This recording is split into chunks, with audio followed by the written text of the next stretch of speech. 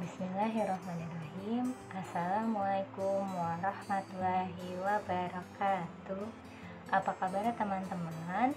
Semoga teman-teman semua dalam keadaan sehat ya, dan tetap semangat untuk mendengarkan informasi yang akan disampaikan oleh Ustazah hari ini. Alhamdulillah ya teman-teman, hari ini kita bisa bertemu kembali di pembelajaran bahasa Indonesia, tentunya bersama dengan Ustazah Dian. Namun sebelum kita membahas informasi lebih lanjut terkait dengan materi kita hari ini, kita berdoa terlebih dahulu ya teman-teman, agar Allah Subhanahu wa Ta'ala mempermudah aktivitas kita hari ini. Sudah siap untuk berdoa teman-teman? Mari kita mulai ya. Sikap berdoa, tangannya diangkat, kepalanya ditundukkan. Doa sebelum belajar. Bismillahirrahmanirrahim. Rabbi zidni ilman warzuqni fahman. Amin. Semoga Allah mudahkan ya teman-teman aktivitas hari ini. Nah, alhamdulillah hari ini kita akan membahas materi mengenai kalimat efektif dan juga kosakata baku. Adapun pembahasan kita hari ini ada 3 ya teman-teman. Yang pertama kita akan membahas terkait dengan tema dan subtema kita di pekan ini. Yang kedua kita akan membahas terkait dengan materi kita hari ini. Yang ketiga kita akan membahas terkait dengan proyek yang nantinya akan dikerjakan oleh teman-teman semua. Nah, mari kita bahas satu persatu ya teman-teman. Kita akan membahas yang pertama, yaitu mengenai tema dan subtema. Alhamdulillah tema kita di pekan ini yaitu mengenai globalisasi. Subtemanya yaitu globalisasi dan manfaatnya.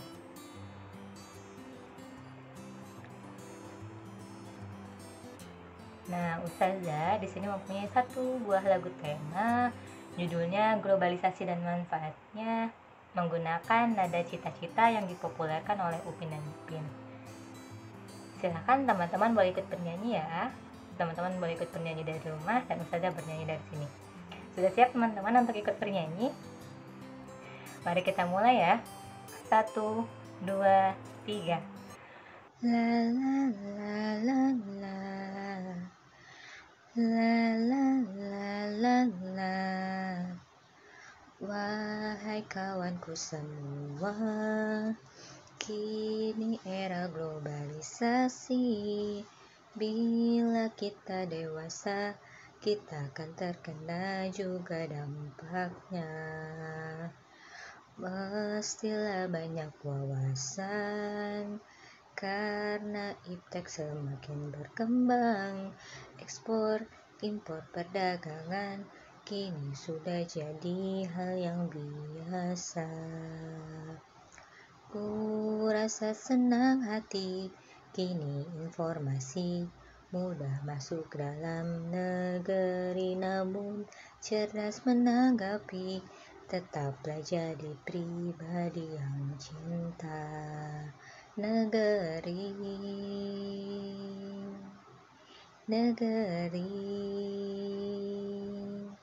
sendiri. Alhamdulillah, terima kasih banyak teman-teman yang sudah ikut bernyanyi. Kita akan lanjutkan kembali ya pembahasan kita hari ini.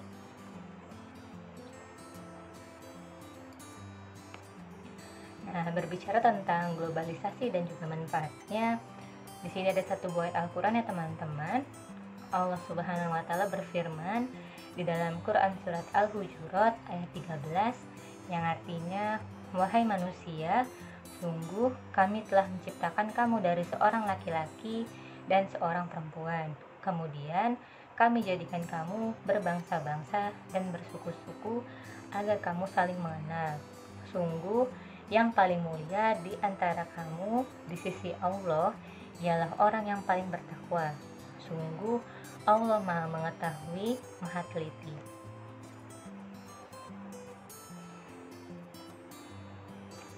Nah teman-teman, berdasarkan perspektif Al-Quran menunjukkan bahwa Islam telah mengajarkan bagaimana untuk memaknai, untuk menghadapi era globalisasi saat ini ya teman-teman. Nah, hal tersebut ditunjukkan dengan terciptanya manusia yang saat ini berbangsa-bangsa, bersuku-suku, dengan tujuan utamanya yaitu teman-teman untuk saling mengenal satu sama lain.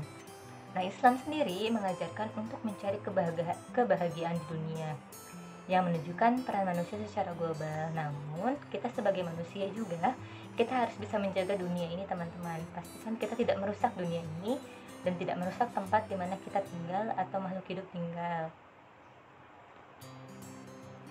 Adapun manfaat globalisasi sendiri, ada 6 ya teman-teman di sini.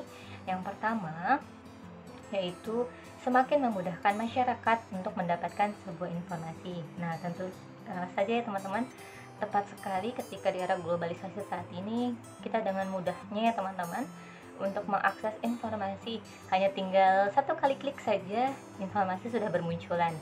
Nah, baik itu dari negara kita sendiri maupun dari negara luar, itu dengan mudahnya kita akses ya teman-teman. Nah, yang kedua, semakin majunya aktivitas ekonomi. Yang ketiga, kebebasan masyarakat untuk berekspresi dan memperoleh informasi. Yang keempat, yaitu menjunjung hak asasi manusia atau HAM bagi umat manusia. Yang kelima, semakin banyak penanaman modal asing dari satu negara ke negara lainnya. Yang keenam, yaitu teknologi yang semakin berkembang dengan pesat. Nah, tadi adalah terkait dengan manfaat globalisasi sendiri ya teman-teman. Kita akan lanjutkan kembali. Yang selanjutnya yaitu kita akan membahas terkait dengan materi kita hari ini. Kita akan bahas dari yang pertama mengenai kalimat efektif. Nah, kira-kira apa ya teman-teman kalimat efektif itu? Mari kita bahas ya.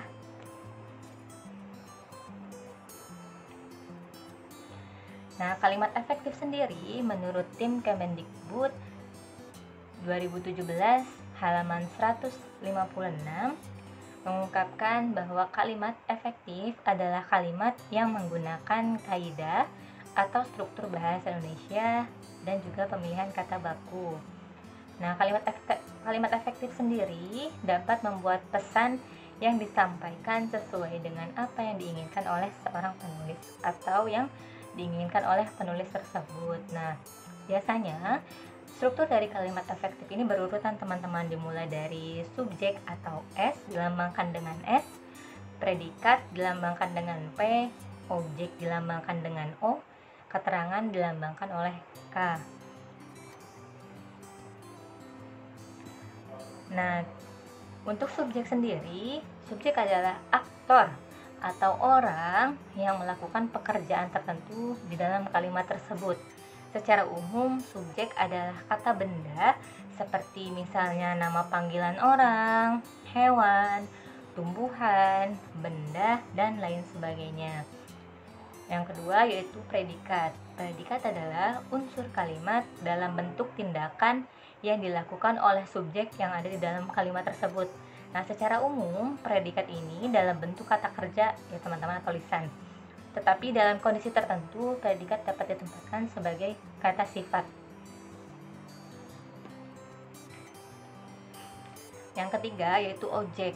Objek adalah unsur kalimat yang digambarkan sebagai sesuatu yang tunduk pada tindakan atau aktivitas subjek. Jadi objek di sini adalah tindakan atau aktivitas yang dilakukan oleh si subjek ya teman-teman. Lalu yang keempat, keterangan. Nah, unsur keterangan dalam fungsi kalimat ini sebagai penjelasan di mana, kapan, dan bagaimana suatu peristiwa tersebut terjadi atau suatu peristiwa terjadi di dalam kalimat tersebut.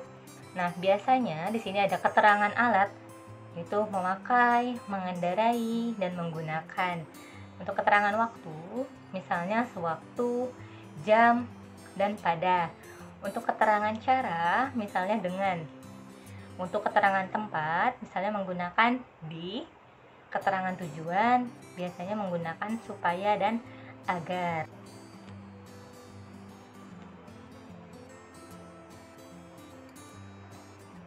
Nah, di sini Ustazah punya 2 contoh ya teman-teman terkait dengan kalimat SPOK.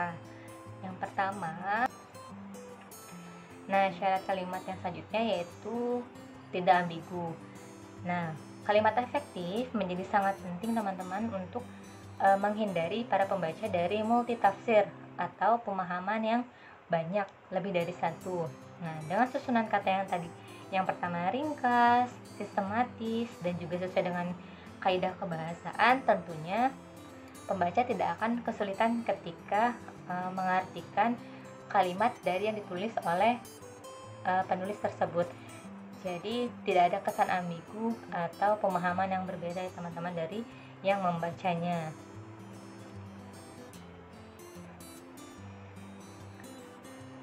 Nah, yang selanjutnya yaitu ada ciri-ciri dari kalimat efektif. Yang pertama yaitu kesepadanan struktur.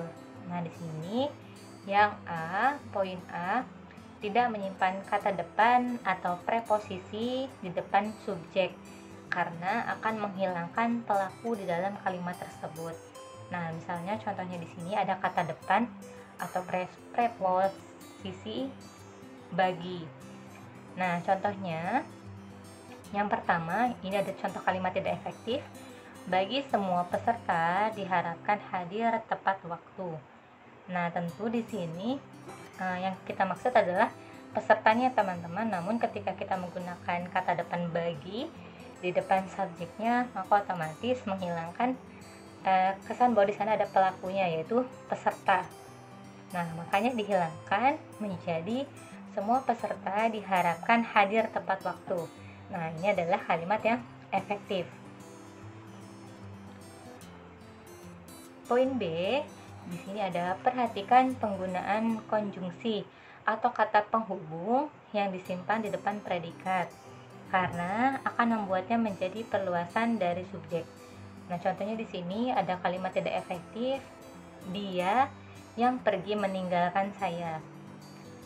Nah, ini adalah kalimat tidak efektif ya teman-teman, karena ada kata penghubung yang disimpan di depan predikat, yaitu predikatnya adalah pergi. Nah, jika dibuat menjadi kalimat efektif, maka menjadi dia pergi meninggalkan saya. Nah, itu adalah kalimat efektifnya teman-teman.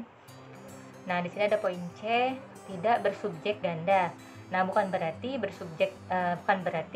subjeknya tidak boleh lebih dari satu ya teman-teman, namun lebih ke arah menggabungkan subjek yang sama, misalnya aku dengan aku lagi, misalnya kakak dengan kakak lagi, lalu adik dengan adik lagi, misalnya seperti itu, misal ayah dengan ayah lagi atau ibu dengan ibu lagi.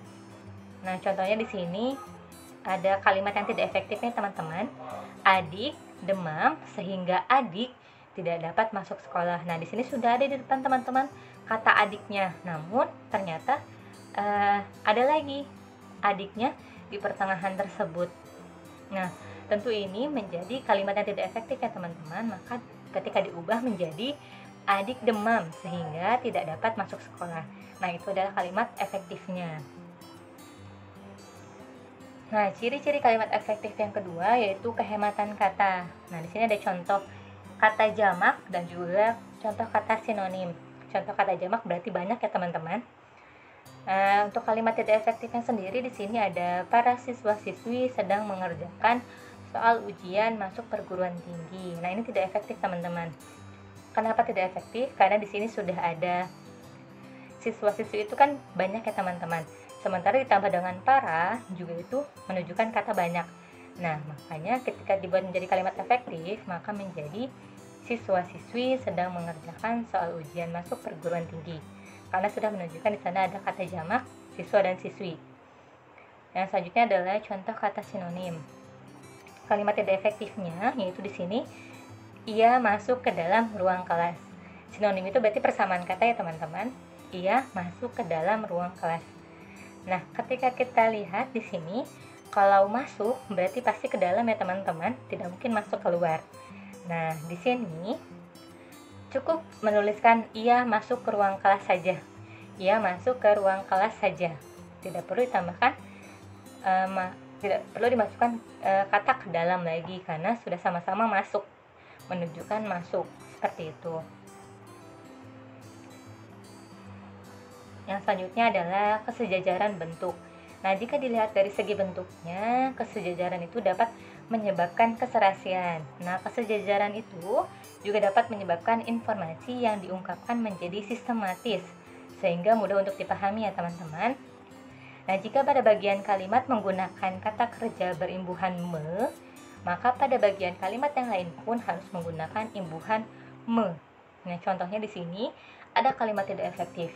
Nah, hal yang mesti diperhatikan soal sampah adalah cara membuang, memilah, dan pengolahannya. Nah, coba teman-teman lihat, kira-kira mana yang membuatnya tidak efektif. Nah, dilihat dari sana, di sana sudah ada imbuhan me, yaitu membuang, memilah. Sementara pengolahannya itu bukan imbuhan me. Nah, makanya kenapa disebut dengan kalimat tidak efektif. Nah, jika dibuat menjadi kalimat efektif, maka menjadi hal yang mesti diperhatikan soal sampah adalah cara membuang, memilah, dan mengolahnya. Nah, itu adalah kalimat yang efektif. Lalu selanjutnya yang keempat, di sini ada ketegasan makna. Nah, tidak selamanya subjek harus diletakkan di awal kalimat ya teman-teman. Namun, peletakan subjek seharusnya selalu mendahului predikat. Akan tetapi, dalam beberapa penemuan atau kasus tertentu, teman-teman juga bisa meletakkan keterangan di awal kalimat untuk memberikan efek penegasan. Nah, agar para pembaca juga dapat langsung memahami gagasan atau maksud dari kalimat tersebut. Nah, contohnya di sini biasanya digunakan atau dijumpai untuk kalimat perintah, kalimat larangan, ataupun anjuran yang menggunakan keterangan di awal, misalnya seperti itu. Nah, contohnya di sini kalimat tidak efektifnya yaitu kamu sapulah lantai rumah agar bersih. Nah, ini boleh teman-teman jika memang karena ini kalimat perintah, maka keterangannya boleh disimpan di awal kalimat. Nah, jika dibuat menjadi kalimat efektif, maka menjadi sapulah lantai rumahmu agar bersih. Nah, itu adalah kalimat efektifnya. Nah, ciri-ciri yang selanjutnya yaitu yang kelima, yaitu kelogisan kalimat. Nah, unsur pembentuk kalimat efektif harus memiliki hubungan yang logis dan dapat diterima oleh akal sehat manusia. Nah, susunan kalimat yang logis ini dapat mengandung makna yang bisa diterima oleh akal manusia dan bermakna sesuai dengan kaidah nalar yang secara umum. Nah, contohnya di sini ada waktu dan tempat saya persilahkan. Nah, kalimat ini tidak logis ya teman-teman, ya, atau tidak masuk akal, karena biasanya yang dipersilahkan itu adalah benda yang biasanya yang dipersilahkan itu adalah makhluk hidup. Nah, sementara di sini yang dipersilahkan adalah waktu dan tempat. Waktu dan tempat di sini adalah benda mati yang seharusnya tidak perlu dipersilahkan. Yaitu di sini ada ayah sebagai subjek atau sebagai aktor utama di dalam kalimat ini. Lalu ada sedang menikmati di sini sebagai predikat, yaitu aktivitas yang sedang dilakukan si subjek. Lalu ada objeknya singkong goreng, lalu ada di teras rumah, yaitu keterangan. Nah, di sini keterangannya keterangan tempat ya teman-teman. Nah, jika dibuat sebagai kalimat, maka menjadi ayah sedang menikmati singkong goreng di teras rumah. Lalu untuk contoh yang kedua, di sini ada Diana sebagai subjek atau tadi aktor utama di dalam kalimat tersebut, yaitu sedang menggelar predikat, yaitu aktivitas yang dilakukan oleh subjek tadi. Lalu ada karpet sebagai objek, lalu ada di ruang tamu sebagai keterangan. Nah, aktivitasnya ini dilakukan di ruang tamu. Oke, jika dibuat sebagai kalimat, maka menjadi Diana sedang menggelar karpet di ruang tamu. Nah, itu adalah contoh dari kalimat SPOK ya teman-teman. Nah, untuk syarat kalimat efektif sendiri, di sini ada beberapa teman-teman.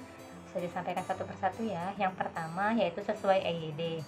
Nah, sebuah kalimat efektif haruslah menggunakan ejaan, aturan cara menggambarkan kata dan kalimat dalam bentuk tulisan atau huruf. Nah, serta penggunaan tanda baca yang tepat. Jadi ketika teman-teman mau membuat kalimat efektif, perhatikan EYD-nya terlebih dahulu, ejaannya terlebih dahulu. Apakah kalimat tersebut sudah menggunakan eda yang tepat atau belum, seperti misalnya penggunaan huruf kapital seperti apa, lalu huruf kecilnya seperti apa, lalu juga penggunaan tanda bacanya seperti titik, misalnya koma, atau tanda baca yang lainnya juga diperhatikan teman-teman. Yang selanjutnya yaitu sistematis. Nah, syarat yang kedua dari kalimat efektif adalah sistematis. Nah, sebuah kalimat yang paling sederhana adalah memiliki susunan subjek dan juga predikat. Nah, seperti subjek itu kan tadi orang atau aktornya. Nah, predikat ini aktivitasnya. Nah, kemudian ditambahkan dengan objek juga hingga keterangan. Nah, syarat kalimat efektif yang ketiga yaitu ringkas. Nah, kalimat yang terlalu banyak menghambur-hamburkan kata, pastikan teman-teman hindari ya. Nah, pastikan susunan kalimatnya harus dirumuskan secara singkat dan juga pasti, atau secara ringkas dan juga secara pasti, agar orang yang membaca atau para pembaca yang membaca kalimat tersebut mudah untuk menangkap maksud atau informasi yang memang ingin disampaikan oleh penulisnya, seperti itu. Nah, ketika kita ubah menjadi kalimat efektif, maka bisa juga di sini menjadi Bapak penceramah, saya persilakan untuk naik ke podium. Nah, ternyata kalimat yang tidak efektif akan berpengaruh pada keakuratan informasi yang akan diterima oleh para pembaca atau pendengar ya teman-teman.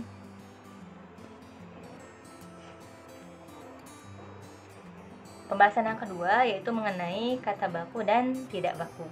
Apa ya teman-teman kata baku dan tidak baku itu? Mari kita bahas. Kata baku adalah kata yang sudah sesuai dengan pedoman atau kaidah ejaan bahasa Indonesia. Dapat dikatakan bahwa kata baku merupakan kata yang bersumber dari Kamus Besar Bahasa Indonesia. Nah, jadi ketika teman-teman mau mencari kata baku, biasanya teman-teman bisa mencarinya di dalam Kamus Besar Bahasa Indonesia. Nah, karena kata baku ini bersumbernya dari Kamus Besar Bahasa Indonesia atau KBBI. Nah, kata baku biasa digunakan untuk baik lisan maupun tulisan untuk hal-hal yang bersifat resmi, seperti misalnya surat undangan resmi, pidato kenegaraan, laporan pengamatan, dan lain sebagainya yang menggunakan kalimat resmi atau menggunakan kata-kata yang memang perlu baku. Nah, ciri-ciri kata baku sendiri yang pertama yaitu tidak terpengaruh oleh bahasa asing. Di kata baku ini murni menggunakan bahasa Indonesia dan tidak terpengaruhi oleh bahasa-bahasa asing ya teman-teman. Lalu yang kedua, memiliki arti yang sudah pasti dan tidak rancu. Nah, ketika teman-teman mencari kata baku, dia sudah pasti artinya dan tidak ada kata-kata yang rancu di sana. Yang ketiga, bentuknya tidak mudah berubah. Yang keempat, penggunaannya dalam kalimat resmi. Nah, biasanya kita temui di dalam kalimat-kalimat yang memang resmi. Yang selanjutnya yaitu kata tidak baku. Nah, kebalikan dari kata baku ya teman-teman, kata tidak baku merupakan kata yang tidak sesuai dengan aturan maupun ejaan kaidah bahasa Indonesia. Nah, karena tidak sesuai dengan aturan dan juga kaidah bahasa Indonesia, maka untuk kata baku ini tidak bisa kita temui di dalam Kamus Besar Bahasa Indonesia. Nah, kata tidak baku ini dipengaruhi oleh bahasa daerah setempat dan biasanya digunakan di dalam percakapan sehari-hari.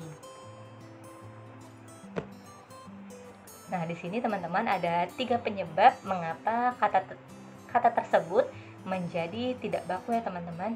Yang pertama, biasanya penyebabnya karena kesalahan di dalam penulisan. Nah, ketika kita salah menulis, maka otomatis kata tersebut menjadi tidak baku, teman-teman. Maka ketika kita menulis, perhatikan cara penulisan kita.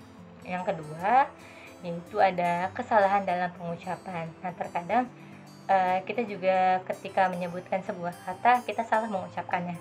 Sehingga kata tersebut yang tadinya kita awalnya mau mengucapkan kata baku, ketika kita salah, maka yang diucapkan menjadi tidak baku. Nah, yang ketiga, kesalahan dalam penyusunan kalimat juga berpengaruh pada kata baku dan tidak baku ini. Nah, di sini ada beberapa contoh kata baku dan tidak baku ya teman-teman. Nah, kata baku yang pertama di sini ada paham. Nah, kata tidak bakunya yaitu menggunakan f, paham. Maka diingat lagi ya teman-teman cara penulisannya. Lalu kata baku yang kedua yaitu jadwal menggunakan w. Nah, kata tidak bakunya yaitu jadwal menggunakan u. Yang selanjutnya kata baku kreativitas menggunakan v. Nah, kata tidak bakunya adalah kreativitas menggunakan f. Nah, kata baku yang selanjutnya yaitu kedelai. Kata tidak bakunya yaitu kedelai. Nah, kata baku yang selanjutnya yaitu mangkuk menggunakan huruf u. Dan kata tidak bakunya yaitu mangkok menggunakan huruf o. Kata baku yang selanjutnya yaitu rapi. Kata tidak bakunya yaitu rapih menggunakan h di belakangnya. Nah, diingat lagi teman-teman penulisan kata rapi ini. Nah, kata baku yang selanjutnya yaitu sambal. Kata tidak bakunya yaitu sambal menggunakan e. Kata baku yang selanjutnya yaitu telur menggunakan u. Dan kata tidak bakunya telur menggunakan o. Nah, kata baku yang selanjutnya yaitu zaman menggunakan huruf z di awal katanya. Dan kata tidak bakunya yaitu zaman. Nah, yang terakhir kata bakunya yaitu negeri. Kata tidak bakunya yaitu negeri. Nah, itu adalah contoh kata baku dan tidak bakunya teman-teman. Silahkan boleh diperhatikan kembali. Biasanya juga kita temui di kehidupan kita sehari-hari. Sebisa mungkin jika kita menemukan kata tersebut, maka kita gunakan kata bakunya teman-teman. Nah, di sini ada contohnya. Ada dua contoh. Yang pertama, Jenderal Sudirman merupakan salah satu pahlawan nasional Indonesia. Nah, ini merupakan kita lihat di sini kira-kira kata mana yang belum menggunakan kata baku. Nah, ternyata di sini ada penulisan kata jenderal yang tidak baku teman-teman. Seharusnya penulisannya adalah jenderal.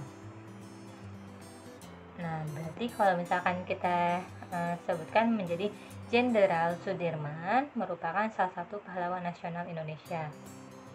Lalu yang kedua, ada Hari Pahlawan diperingati oleh bangsa Indonesia setiap tanggal 10 November. Nah, penulisan kata November ini tidak baku teman-teman karena menggunakan huruf P. November seharusnya menggunakan huruf V. Nah, November. Nah, alhamdulillah teman-teman, materi kita hari ini sudah tuntas. Adapun kesimpulannya yaitu kalimat efektif adalah kalimat yang menggunakan kaidah atau struktur bahasa Indonesia dan pilihan kata yang baku. Dengan menggunakan kalimat efektif dapat membuat pesan yang disampaikan sesuai dengan apa yang diinginkan oleh penulis. Semoga setelah kita mempelajari materi ini, Allah dapat memudahkan kita untuk dapat berbicara serta menulis dengan menggunakan kalimat yang efektif ya teman-teman, agar ketika kita berbicara dengan orang lain, maksud dari ucapan kita untuk orang lain tersebut dapat dipahami tanpa adanya pemahaman yang berbeda. Nah, adapun proyek yang akan teman-teman kerjakan hari ini yaitu yang pertama, silakan teman-teman membaca teks mengapa harus hemat listrik dengan fokus dan teliti.